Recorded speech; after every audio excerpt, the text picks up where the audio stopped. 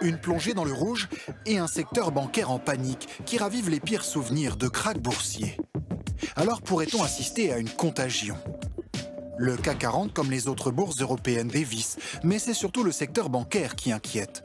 Jusqu'à moins 4,9% pour le Crédit Agricole dans la journée, moins 7,2% pour BNP, moins 7,3% pour la Société Générale.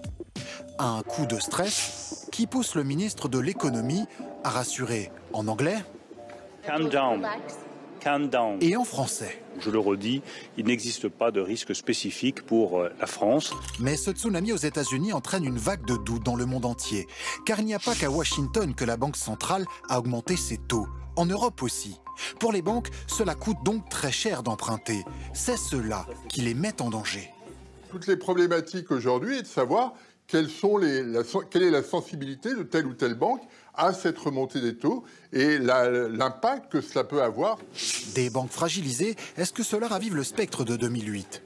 L'une des plus graves crises financières de l'histoire, qui avait débuté justement par la chute de banques américaines. Sauf que depuis, les États-Unis et surtout l'Europe ont mis en place une obligation, celle d'avoir un bas de laine en cas de coup dur.